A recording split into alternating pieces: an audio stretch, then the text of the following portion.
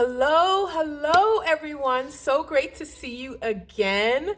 I hope you're having a wonderful week. Sheltered in, we're still in this stay in shelter place in mode. I know that a lot of you are looking out there to see what's next for you. How can you pivot your business, add an additional stream of income? And so a number of you have reached out and talked about mentorship, had a lot of questions around mentorship. A couple of days ago, I had posted a chat with Devontae and myself around mentorship. And so consider this a continued conversation. But I just wanted to share with you personally how mentorship has changed my life. Without exaggeration, if it wasn't for the coaching and mentorship that I had, things would probably be different and I would probably have different outcomes. So let me share a little story with you and how it changed my life. So one of my first areas, I've been in corporate America for over 15 years, managing multi-million dollar portfolios, as well as high performing teams. And I came originally from the banking and investment part of the industry. And as you may know, that part of the industry is very regulated. There's a lot of compliance and processing that must be followed, basically to the letter of the law. There was never any room for gray area. As you may know, with managing funds and money, there's high sensitivity and things had to be digitally accurate, exacting. So I was managing several banking centers and left and went into another corporate role. Lucky enough to always be in a Fortune 50 type of organization. And in that organization, on my first day, my boss handed me an affinity group information to get connected to the African American Affinity Group, and I was thrilled. And in that conversation, he said to me, Heather, would you be interested in having a mentor? I said, absolutely. But could you give me a day to tell you the attributes that I'm looking for that mentor? Because I knew exactly what I was looking for and what I needed, the support I needed at that time. The following day, he and I did chat, and I gave him my wish list, of course. And I had three criteria. I wanted her to be African American. And for me, that was important because it was what's possible that I can achieve because she did. I wanted someone who set the example and who knew the know-how. So I wanted an African American woman, specifically a woman. I wanted a senior leader, so someone who already had the position that I aspired to be. And third, someone who was at the firm for quite some time, because as you may realize, that navigating through a corporate environment is not always what it seems, and there are a lot of unwritten rules. And so having someone with those three criteria, a female that I was, an African American that I was, that she was walking the walk and talking the talk that I wanted to be. I loved her to pieces, let's call her Melissa for now. And she was so insightful. But there was a specific time that I remember distinctively where, for me, the light bulbs went off, and it was a huge aha moment. I was struggling in a new corporate environment. I came from a banking industry to an insurance type of a firm, and I was excited to be there and tried to follow everything that my manager, my leader, asked of me, exacting, because that's what I was used to. So I went to her frustrated, and always had talking points or questions that I wanted to ask and get her opinion on, because I certainly valued her time.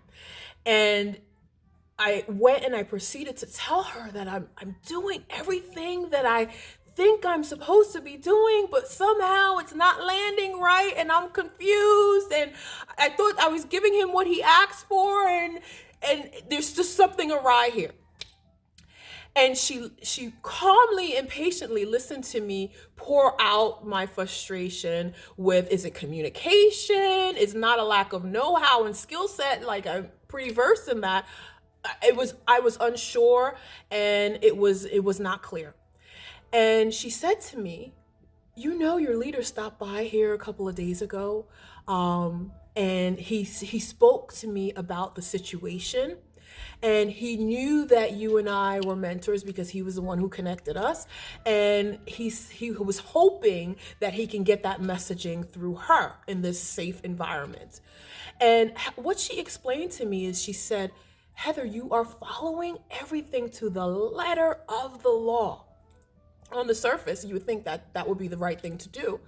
And what he's expecting of you is to take his direction, but then make it your own. And I was like, I'm not sure exactly what you mean by that at that time. And she said, for example, if he tells you to wear a white jacket, what are you going to do? And I was like, well, wear a white jacket, of course. And she's like, no. And I'm like, okay. She's like, after you do your investigation and your due diligence of what you're trying to solution for, maybe a beige jacket is more appropriate. He's looking for you to take his direction, but make it your own. And I can't impress on you enough how that changed me drastically in finding my own voice, in starting to be able to speak up. And he valued my opinion. He valued my expertise that I was bringing to the table. And it was a journey to get to that point in time, but from there the trajectory all changed, because if you know me now, you know I typically have an opinion about things. But it was the first time that my voice was acknowledged and it was welcomed, and I just so appreciate it. It was a learning lesson that I could not have learned out of a textbook. I could not have learned at grad school. It took mentorship and coaching for someone who was familiar with the culture, was familiar with what was being asked, and knew how to get to that end zone. So I can't impart on you all the importance of coaching and mentoring. In the prior discussion, I had sports examples, but coaching and mentorship is really for every aspect of our lives, especially professionally. That was my first professional mentor. And of course, throughout the years, I've added on to that and have a board of mentors in different areas where I'm looking to have that expertise. So with that, I just want to share 5 areas of the ideal mentor that I look for, and I would hope you do the same. So there's knowledge and expertise.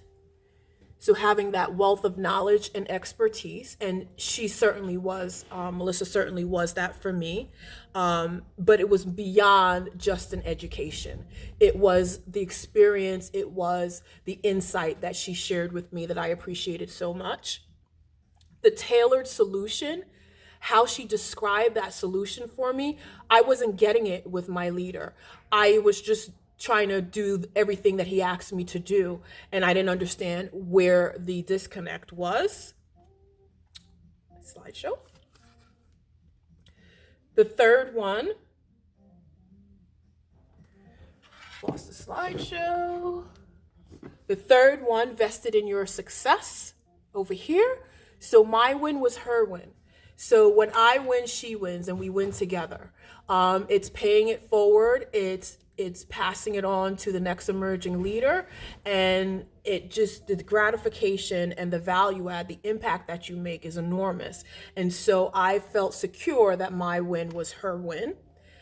And the fourth one is inspire, empower. If you're not more inspired and empowered in that example to bring your knowledge forth, bring your solutions forth, and you're out of the box thinking, then I don't know what it was. And the final and most important is trust. Know, like, and trust. I love her two pieces, know, like, and trust. And so those are the 5 attributes I would encourage you to look for in your mentor. And it shouldn't be a Jack or a Jacqueline of all trades, a specific destination or a specific outcome you're looking for. I would welcome your inquiries and your questions around businesses, Starting a business, growing a business, business strategy, definitely in my wheelhouse. My entire career has been around that, and for Fortune 50 companies, and now for you all. So I hope you enjoy these tips.